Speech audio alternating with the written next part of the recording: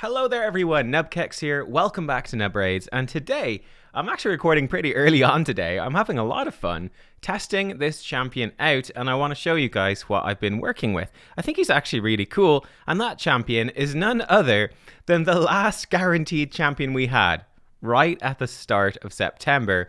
It's Nekhret Brassclad. So let's take a look at him.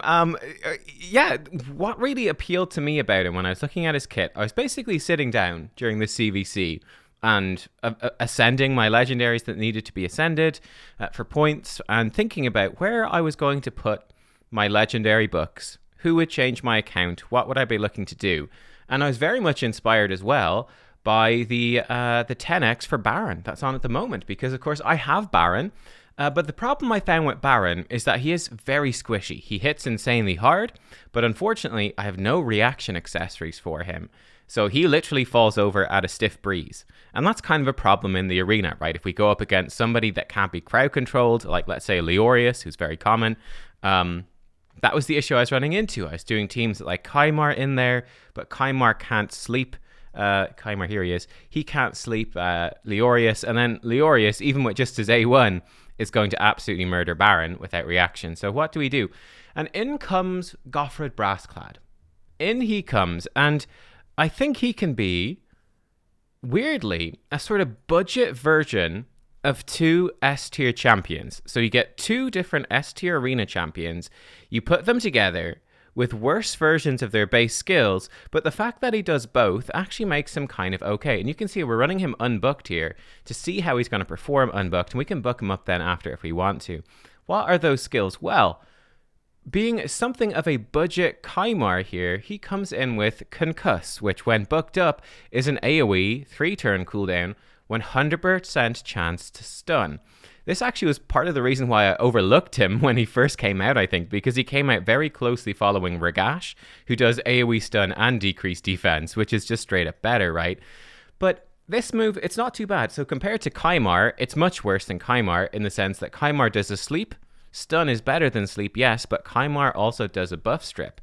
So it's worse than that, but it fulfills a similar role of control if you've got someone else in there that can strip the buffs. And then the other thing that he does is with this passive is again a very budget version, but perhaps hopefully a very useful version of Nekhret, which is this active effect, Brassclad. It's a 4-turn cooldown. If an ally is about to get killed by a fatal hit, blocks incoming damage and places block damage on them for 1 turn. So the theory that we're running with here, we're going to be trying him out in arena and seeing if we can make him work, is that if we put him in with a buff stripper like Madame Ceres, I'm going to use Romantu, he can come in, he can AoE, lock down the enemy team, and then even if they have a Leorius or he weak hits like a Candrafon or something, and they do get a turn, and they try to one-shot our team, that our nuker will hopefully be the one who is protected by this, and they will still get a go. In this case, Baron. So, I mean, pretty simple. Let's try it out. Actually, before I show you the team and we actually try him out, let me show you the gear I've been able to get him in. So I have him in triple perception, and really this is the goal. We want him to just have accuracy, accuracy, accuracy. We want him to have the best chance to place this stun, and he also needs to be fast. So I obviously don't have any glyphs for this gear, and this is not my best gear. So we're going to struggle a little bit there. He's at 255 speed, which is a little bit slow. That's not perfectly speed tuned in with my Arbiter, so we could get cut in on. So we'll see if it works or if it doesn't. 600 accuracy. Hopefully that will be enough. Again, we shall see. And to go with the masteries, I basically push him down into the accuracy tree, I think is the way to go. And then send him down the defense tree, grabbing Harvest Despair for that chance to leech, just an extra buff in case he does randomly crit or hit a nuker really hard, and they try to remove the stun with Resurgent. At least it's another debuff that maybe will get removed instead. I think it's just some fun stuff to try out. I think the most important thing is the support tree. And I'm going to try him out with Selfless Defender and see if this will proc his passive and how it's going to interact. I think it's definitely intriguing to try. So without any further ado, let's dive into some arena. So I killed some easy teams. That was last night. Let's go in against this team, very easy one. So you can see the team concept of what we're doing here. We go in Arbiter boosts, then Romantu tries to strip off like their block debuffs, their stone skin, put their skills or their passives on cooldown. Nekhret stuns them, and then we wait for Baron to go. Now Baron is very slow. My Baron is very, very slow, so hopefully we wait out reaction. In this case, we probably should actually run the team differently. There's the AoE stun, and bam, Baron comes in, so that's obviously a super easy team. Let's go for something harder. So this team looks harder. They've got a similar thing, very similar thing. They're going to come in. They've actually got 2 buff strippers, and then the nuke. So we'll see. If we're outsped, it could be a whole different story. Let's see. We are. Okay. Put to 1x speed. Oh, our stuff got stripped, so his passive is gone. So this is a problem. The passive is gone. He goes in with a counterattack, but this means that, unfortunately, we are super dead. Let's try push his turn meter back a bit. It's not going to matter. We get taken out. So Ramantu, clearly, Ramantu's a problem. Ramantu turned the passive off, and we dead. We dead. Against this team... I did take a look at this page before we started. So I think against this team, Mithrala is also a really big problem. That she basically can't be debuffed, and then she's going to cleanse everything. And that's bad, because that's going to undo everything that Ramantu and Goffred did. So at this team, let's try something different. Let's try in with Claude for that increased accuracy. And see then, again, I'm also worried. My speed is not good. I do get outsped by Sifi leads sometimes with it, which is embarrassing. This time, not so. Here we do have a problem. Did I put in the wrong team? I put in the wrong team, but we're still good. We still blow them up. We're all good. I was like, wait a second. How am I supposed to deal with... No, it's totally fine. She's got Stone Skin. This is the problem, though. If there's a Stone Skin Mithrala with this team, we got no way of dealing with them. I have Baron just doing his A1 now. Unfortunately, again, the passive has been turned off, so we need to not fight Ramantu teams. Ramantu is clearly a problem. He's clearly a really big problem. He turns off Goffred's passive, and then Goffred becomes really a very bad Kymar. He's just Kymar without the skill reset, without the buff strip. It's pretty embarrassing. So, like, for example, against this team, Kymar would have been better because he would have had a chance to strip the Stone Skins here and actually lock them down. So that's okay, though. We'll just keep targeting this guy. Come on, Goffred. He's stunned. Okay, he stunned him. It got cleansed right off, though, unfortunately. We've got the revive off. Let's see. Hopefully they're not going to hit us too hard. All right, we're still alive. And hopefully Goffred will take enough turns where his passive might actually start to work. There we go. We've killed another one. Baron's got it done. Goffred trying to land his debuffs. Okay, Mithrala is a problem because she has so much resistance. You need the increased accuracy to have a chance to do her stuff. I didn't even notice if she resisted anyway. We'd have about 900 to 1,000, somewhere in that range, including masteries, with increased accuracy. There we go. We take him down. So it wasn't clean, it wasn't smooth, but we got there. And then when I was looking at the rest of the teams here, we're going to have a big problem. We can try this team. I said this team, we've got a problem. We can't deal with Tormin. This team is a bunch of +4s. We would die horribly, but Rotos ignores block damage. So whereas Nekhret would protect you well from a Rotos, probably, Goffred won't do anything, right? The block damage is just going to be ignored. So that's not really no bueno. And then this team, again, I don't think we can win because they've got, again, the Mithrala. Mithrala is going to be just such an issue. So if we go back to our sort of standard team here, and again, you could use any nuker. Any squishy nuker is going to be protected here. Obviously, the non-squishy nukers, you would not want to do it. All right, cool. So Baron is super weak. The Concuss comes in. He's stunned most of them. Look at that. Great. He missed the stun on Arbiter because he's not fully booked, but that's okay. And we're good, right? Locking them down, going again. Let's hit refresh. Let's go again. Here we've got a Duchess type team. Let's see this. Again, against a slower team like this, we could. Hopefully we strip. We didn't strip the Duchess, but we have stunned their damage. There we go. And this is the nice thing here compared to Kymar, where the stun is actually quite useful. The Baron that they had, it wasn't able to take... Oh, this is actually really bad. Oh, we should have tried out his A2. This is actually quite dangerous. Here we go. Because Duchess had Stone Skin, we can't hit them. Uh-oh. Uh-oh. Okay, we stripped them. All right, we're good. We're good. Things are saved. We're saved. Crisis is averted. Mostly. Oh, maybe not. The Baron's going to A1. This could actually wreck our face. Oh, he didn't. Okay, it's a really weak Baron. And there we go. The block damage comes in. Hey, cool. So we wouldn't have died. I guess we would have been protected from Baron and the splash damage from his A1 because Goffred was going to block it no matter what. He comes in. He's doing some all right damage. Nothing crazy. And boom. There's that Baron A1 I was talking about. The splash damage is crazy. So working pretty well. That one was kind of close, for sure. Let's try against this one. So this is a team that might outspeed us. It's a very speed type team, but they don't have Romantu, so they can't lock us out. Okay. Oh, never mind. All right. Well, we'll try find a team sort of like this. I want to see what happens when a team without Romantu outspeeds us. Let me see. So we'll go up against these guys. We won't start on auto. We're going to let them go first. Okay, cool. So what we're going to do... I know, it's just A1 the Skull Crown. There we go. So waste that turn. Oh no, they're faster than us. They went first. This might actually be bad. So he's actually protected Arbiter there because of the ally attack. Now Arbiter can come in and revive. We just have to be scared about this turn meter right here. We'll see what happens. We strip their stuff. Up. The stun comes in. And Baron gets it done. Okay, so that worked pretty well. That was definitely sketchy. But he saved Arbiter. And Arbiter was able to throw some of that back. That was certainly interesting. Yeah, let's try against this very tanky style team right here. And again, what we could do if we were nervous about them having really high resistance, we could come in and one thing I'm not sure about, we could maybe look back at the footage, is how is passive procs? Because as we know, in this game, an AoE hit actually hits each target one by one.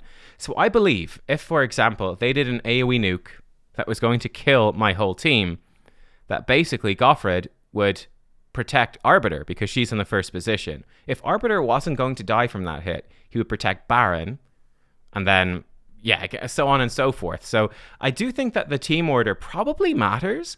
But you could put something like, you could put Baron in the lead, going up against a slower team, just trying to hit as hard as possible. In fact, let's try that.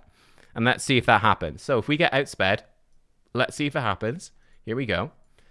Baron, Arbiter.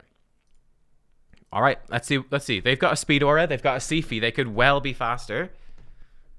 They are faster. Okay, we're going in. Actually, I guess we cut in on them, so it doesn't really make a difference. We'll try to stun them. Again, that AoE stun is really nice. Now we can... So I guess this wasn't a good showcase of what I was maybe intending to show. Oh, look at this. Boom. There he goes. The block damage comes in, and he's actually stunned him back, which is really cool. That's actually super helpful. Nice. And, I mean, we can just... Whatever, armor up. It doesn't really matter. Arbiter secures the killing blow. But yeah, I think this could be kind of fun, like with Baron in the lead. That Baron is going to be the one, almost definitely, that will be protected from an AoE. Of course, another big weakness of this team, the reason I didn't attack a Torment team, for example, is we are very vulnerable. Let's actually try this team. This should illustrate it. We're super vulnerable to crowd control. Crowd control is real bad. And we'll actually switch back to the standard way of doing it first. Crowd control is bad. Let's do this. And again, for Baron, I'm turning off these moves because I do think that the splash damage from his A1 is so strong. I think that's more likely on, full auto to be the useful thing. But yeah, Nekhret, he doesn't have a way to cleanse the team. So we come in here, we get smacked. He will protect them, right, with his passive if someone's going to get nuked by a nuke hegemon. But that's really all he's going to do, right? Let's come in. Let's push back. I don't know if it really matters. We could just actually hit auto, to be honest. That's actually probably good. Hitting Mashald, maybe pushing a turn back. We're getting debuffed. We're in a pretty bad way. He's going in. He's trying to provoke. He's that 50% chance to provoke. Baron gets saved by the passive right there, and we stun Mashald. Now, the problem is that we've got True Fear on, and there's no way for us to deal with that. Or if we got stunned by like a stun hegemon.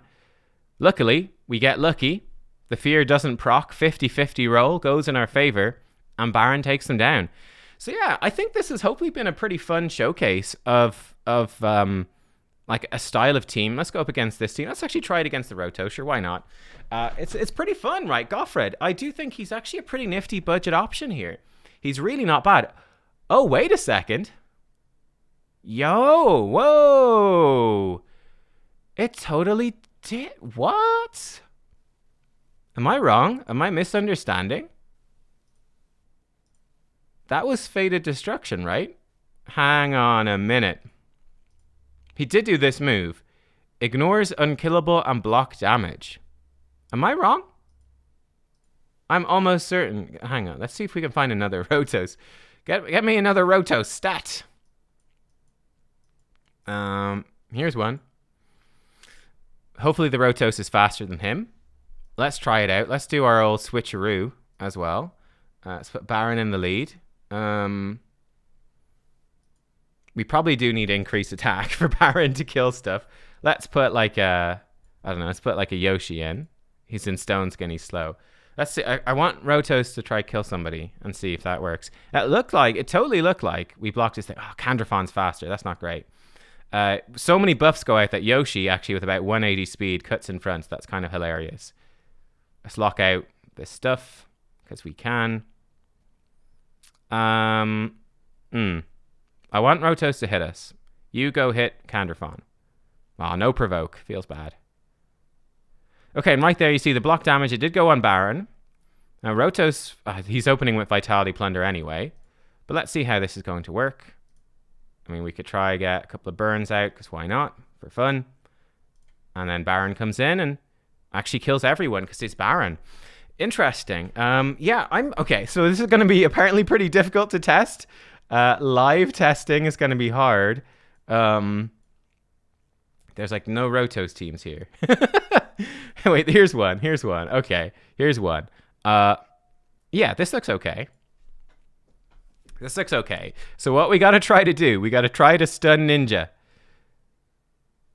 All right, Ninja's done his thing. Okay, good, but he didn't do enough damage to proc the thing. We're good. He did not do enough damage. Good, okay. Let me see. Let's just hit Ninja. It's fine. Don't kill us. Okay, the counterattack could have been bad. Rotos, Fated Destruction. Yo, so he does work. That's super weird. I'm going to be honest. I don't know what the deal is with that. Super weird. He missed the stuns there because he's not booked, unfortunately. But hey. Yeah, I don't know exactly what's happening. And again, this should be cool because whenever someone's about to die, he's just going to lock them down, right? Well, let's come in, hit the Rotos. Trying to land the CC. Didn't get it, unfortunately. Let's try stun him. We just... Oh, never mind. He must have... Oh, of course, he already procced the passive when Rotos killed us. Hopefully his A1 just murders them. Not quite. Uh-oh. We're in trouble, boys. We're in trouble. Get her dead. Oh, my God. Disaster strikes. I probably should have gone for the stun, actually, not the burn. Mistakes may have been made. Uh-oh. Mistakes were made. Oh, man. I think this is probably going to be a loss. We'll try stun him. Where's the stun? No, we're gonna die. This is the end. Okay. Our testing went awry. Poor decisions were made. It's that awkward moment when you're like, man, if I just clicked auto, they would have done better than me being an idiot and interfering. But nonetheless, that was an interesting test. So I don't know why that works. That's really strange. But even though Rotos' move here says it ignores block damage, Goffred can stop it with block damage. We'll take it. We will take it. That's a nice buff for Goffred.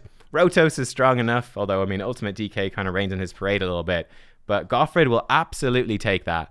That is pretty cool. Yeah, I guess that's what it is. Look, in the passive, the actual text, if they're going to get killed by a fatal hit, blocks incoming damage, and then places, I guess that's the thing, then places block damage.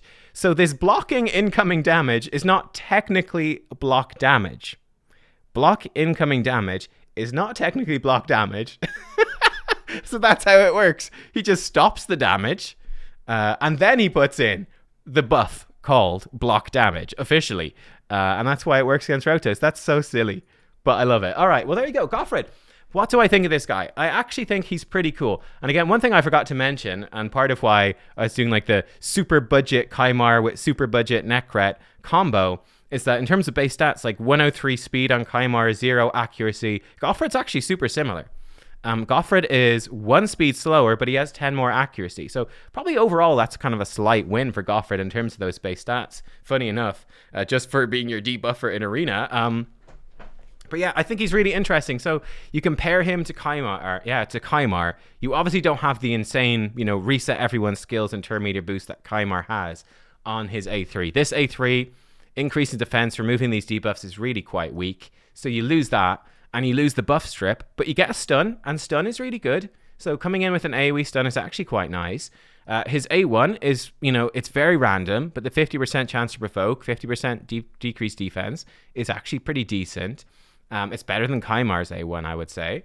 And then it's really this budget Nekhret. And it does work kind of like that, you know, for keeping your nuker alive. If you got a really squishy nuker, for keeping them alive, this actually works pretty well. Like if you got a big nuker like a Trunda, a Baron is really the ultimate example right now, I think, who hits exceptionally hard but is super squishy.